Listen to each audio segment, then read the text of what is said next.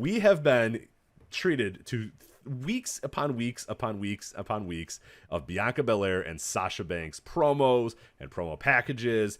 And then we heard that Bianca Belair and Sasha Banks might be off due to unforeseen circumstances. Then this week we hear, no, it's good. Bianca Belair and Sasha Banks is going to happen.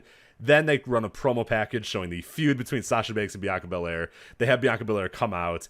And then the fucking ring announcer guy, I forget what this dork's name is. There's Mike Rome and then this dork, I forget what his name is. But he comes out and has to announce that. That looks like Bruce Pritchard. Yeah, right? exactly. Yeah, the tubby guy. Yeah, because there's Mike Rome who's got like the annoying douchey hair and like the annoying suits, and then there's the Bruce Pritchard guy. Yeah, I forget his name too, but they both. When stink. he debuted on NXT, I thought he was like one of the Pritchard's sons. Right, Kane Pritchard, I think is literally Bruce Pritchard's name is Kane. His son's name is Kane. Yeah, so. Yeah. But no, it's just Gregor. What the fuck is his name? I forget. Who cares? So he comes out and says that Sasha Banks will not be able to appear at SummerSlam. You don't know his name, but you do a very good impression of his cadence. Shinsuke Nakamura. Yeah. Terrible. But anyway, so they false advertised her. They played the promo package. They made you sit through a fucking 2-minute promo package of Sasha and Bianca, and then go, never mind. Sorry, she's not going to be here.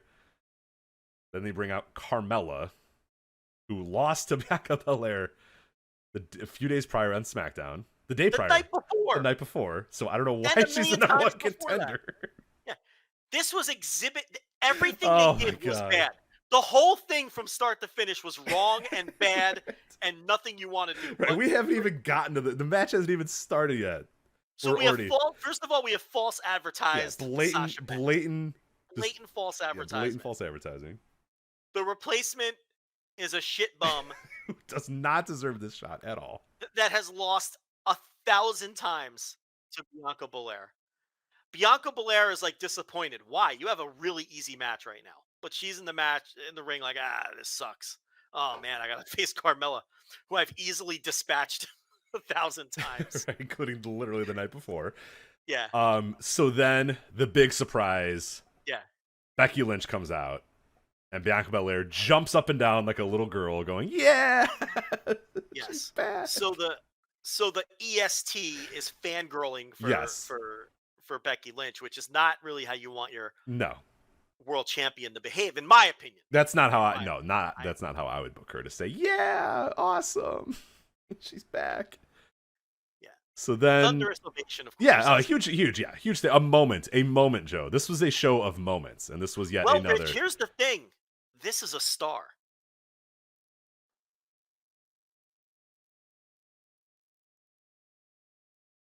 The nurse had comments about that, but anyway. So she's a star, yes. Becky's a star. Yes, so. Correct. The man is a star, yes. Got a reaction like a star. So she got a moment. So there was a SummerSlam moment as she comes out. Michael Cole going, oh my God, just barking out like an idiot. So then Becky gets in the ring. I forget exactly how the challenge went down, but first she beat up Carmella. Right, she beat up Carmella and said, "Oh, do you want to do this?" The ring steps. Right. And I'm hoping, I don't know if this is true. I'm hoping Carmella was slouched over the ring steps the whole time during the rest just selling the whole time. Well, she wouldn't have to sell that long. So anyway, so so then they start the match. Bianca Belair versus Becky Lynch. Bianca says, "Yeah, sure, I'll face you." Becky goes, "All right, let's do it. Let's make a moment." Didn't she say that? I think she literally said, "Let's make a SummerSlam moment" or something like that. So the fuck knows. They made a SummerSlam moment here. Becky hit 2 moves and pinned her ass in the middle of the ring. Whoa, you skipped a very key part of this, which is like the worst part of all. Becky offers her a handshake, and Bianca, who the EST... You're right. Oh my God. The EST of SmackDown isn't the smartest, I guess, because she accepts the handshake. And Becky kicks her in the gut and gives her like third string finisher, not even like her number one finisher, and pins her center of the ring, making Bianca Belair look like just a complete geek.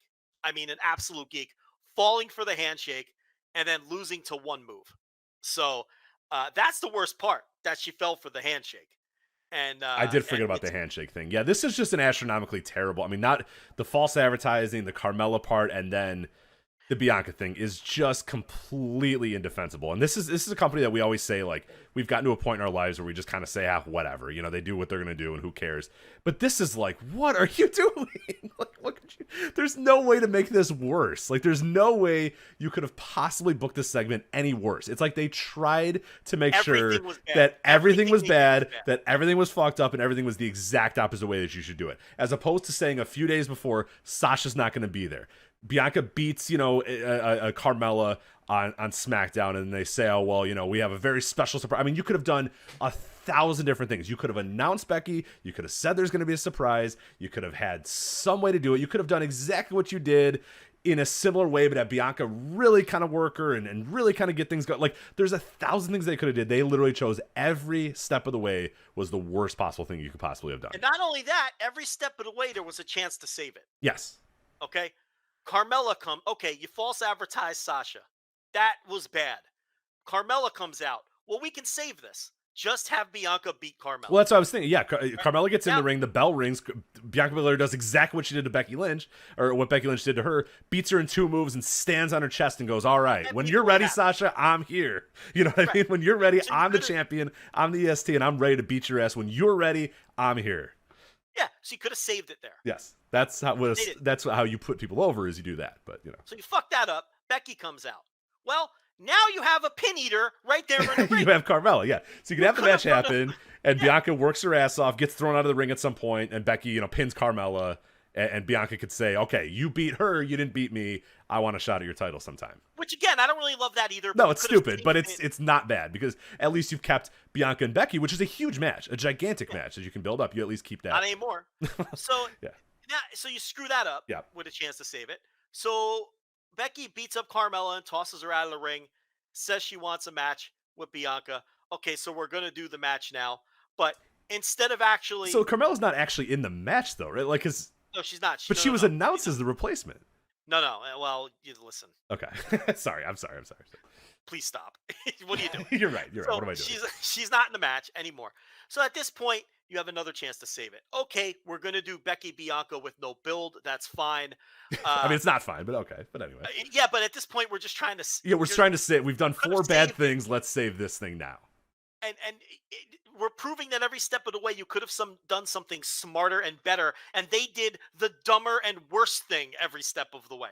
So they could have just had a great match where even if Bianca loses, she gets over, right? You could have done that. Instead, you have her fall for a fake handshake and get beat in 1 move. Like, every step of the way, they did the wrong thing. And listen, I understand that now Bianca Belair is going to have a nice little feud with Becky Lynch now. We all know that. They're probably going to have a match at the next pay-per-view. But her losing in that manner showed you exactly where she stands in their eyes. Exactly where she stands. Another hamster on the hamster wheel. Someone who they don't see as a top star. This is my victory lap. She wins the Royal Rumble. She wins the WrestleMania. Everybody says they created a star. I say, yo, both of us, you better pump the brakes. This company has a track record of making you think they're going to create a star, and then they fuck them up every step of the way. It's the follow-up that counts here, not just the win, okay? And what do? They book her horrendously every step of the way, okay? They make her question her confidence against Bayley when the entire essence of the character is she's the most confident person on the roster. That's not how you book Bianca Belair. That's mistake number 1. Mistake number 2 is a never-ending feud with Carmella, who's a complete non-entity waste of time for the entire summer. That was mistake number 2. And then mistake number 3 is having her lose in 8 seconds to Becky Lynch's third-string finisher in the center of the ring at the second biggest show of the year. That's mistake number 3. Because you don't do that to people who you think are stars. Rich, when did Hulk Hogan lose in 8 seconds on his way up? Do you remember the match? I don't. Yeah. When did Stone Cold Steve Austin lose in 8 seconds on the come up? How about don't The recall. Rock? Yeah, I don't recall. The John Rock. Cena? Yeah, John Cena. No. Okay. How about Batista? Where was his 8-second loss on his way up the ladder? Okay. You don't do this if you think somebody's a huge star.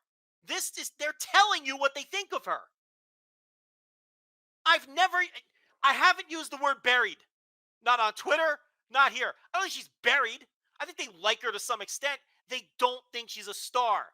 And Rich and I's point is they should think she's a star. She has the potential to be a huge star. She has charisma for days. Yeah, like Biggie, she has everything that you could possibly want. Everything you could want. I cannot imagine sitting in a room and thinking, all right, who's future stars that we have, our 5-year plan or whatever, and not have her listed near the top of that list of that 5-year plan. An actual legit athlete, a great look, personable, everything that we said with Biggie is there with Bianca Belair too. Homegrown, like, there's everything's right there for you. A tremendous athlete, someone who picked up wrestling incredibly fast. She's a prodigy, like everything you could want. Okay? This tells you what they think of her. You don't do this to someone who you think you're going to hang your hat on as a star for the next 5 to 10 years. And a true star. Okay? She'll have her feud with Becky. Doesn't matter. I don't care if she beats Becky on fucking SmackDown this week. It does not matter now. It doesn't matter. The die has been cast. They firmly told you what she is. Just another woman on the... She's a nice little upper mid-card. Yep. That's what she is. Another cog in the wheel, another blob, another member of the blob. Yeah. So. Yep. And you know who is a star? The person who wins in 8 seconds. That's who they think Right. the star Becky is. Lynch is the star. Yes. That's who they think the star is. The person who does the squashing, not the person who gets squashed. I don't give a fuck if they're telling a story. Some stories stink. Some stories are counterproductive, even when they make sense. I don't want to hear this bullshit. Oh, well, it's a great story. She's a rookie who let her guard down. And now she gets to, she'll be in a feud with Becky and it'll all work out. First of all, she's a 32-year-old world champion. She's not a rookie. This isn't the NXT champion. Right. She fucking won the match. She won the main event of WrestleMania. She won the... Yeah, we're done with that story. Yeah. She won the Royal Rumble and beat Sasha Banks. In the main event of WrestleMania. Yeah. We're done with the rookie story here. Yeah. And she's 32 years old. This is not a naive rookie. Okay? You beat your world champion at SummerSlam in 8 seconds. You told me everything I need to know about what you think of her. And some people don't want to hear that. Too bad. Because that's how it is. Because there's years and decades of precedent here. This is the same. Rich, how many times? Right. We will not be proven wrong on this. Trust me. We will not be proven wrong on this. We've seen this for 30 years and we'll see it for 30 more years until if Vince McMahon still is alive during that point. No. There are just some fans, and this is why we end up talking past each other with some of these fans. As long as WWE tells you that they're a star, these people say, oh, well, they must be stars then. But that's not how it works in reality. She's a non-entity. She's not the difference-making superstar that she should be. Okay? Because she's losing in 8 seconds to the real star. This was a fucking travesty. Right. Like you said, also the optics too, like you mentioned, the real star. Where Becky comes out and Bianca's like, yeah, awesome, the star arrived, yay. Like it's the same stuff they've done for years and years and years when an Attitude Era person comes and the current stars or the current people in the ring go, yeah, oh my God, it's Hulk Hogan, oh my God, it's Scott Hall, oh my God, it's Kevin Nash, oh my God, it's Goldberg, it's the same thing. It's just a different generation now. Now it's Bianca going, oh my God, Becky. Oh my God, the real star is here. And yeah, it makes it so dorky and so bad and so counterproductive to have Bianca cheering up and down, going for a handshake, getting booted, and getting pinned in 8 seconds. That's just, it again, like, I don't understand. Like you said, we're talking past people. There are people that just think that that's okay. And just, oh, well, it'll pay off eventually. It'll pay off eventually. It's a story. It never does. We're not wrong here. It never does. Yeah, but see, Rich, she'll win that dopey title 3 or 4 more times. Right, and people will say, "Oh, she's good. She's ready to go." Doesn't mean anything. It doesn't fucking mean anything. She's not. They don't see her at the level of Becky, even if she beats Becky now. They just don't. They're telling you it's right in front of your face. They did the same thing to Daniel Bryan with Sheamus, and and then people will say, "Oh, well, there's your proof that this will work," because eventually, after they were dragged kicking and screaming into pushing Daniel Bryan. When the fans wouldn't let them keep him down. They told you what they thought of Bryan. The same thing happened with Becky Lynch, by the way, too. But yeah, so the only way it's going to happen for Belair is if the fans force their fucking hand. Right. And they probably won't. I don't think the fans have the same connection with her that they have with Bryan and Becky. Maybe they would if you treated her like a star. If she was the one beating people in 8 seconds, maybe people would see her that way. She should have beaten Carmella in 8 seconds. And if you want to bring back Becky and have her squash someone, Rich, the proper story was right there. She should have done it to Charlotte an hour later. They have a built-in storyline already. Charlotte's a heel, so the crowd would have fucking enjoyed seeing her have her moment ruined by the returning star. And Becky would have got an even bigger pop for ruining Charlotte's moment. And Charlotte wouldn't have lost a thing. Charlotte's not in any danger of losing anything or any cachet. Bianca is in danger of that because you haven't established Bianca at that Right, she's still yet. very new. Yeah, we're a couple months into it, and the build post WrestleMania has been pretty horrendous as well. So yeah, we're on dangerous territory here with her. Yeah, Charlotte, it doesn't matter. You can beat Charlotte in 8 seconds and do that kind of finish, and then Charlotte could just pound the mat and be angry about it and cut a promo the next week, and it's fine. Yeah, and then 2 months later, she's going to win another title anyway, so it doesn't matter. Yeah, that's where that would have been the move. But then the next day, we get the news that Becky's a heel. Rich, this whole thing is a fucking utter disaster. How can she be a heel with that ovation she got? You can't bring her back as a heel. If you want her to do something dastardly down the line and go heel, that's fine. But people don't want to boo her yet.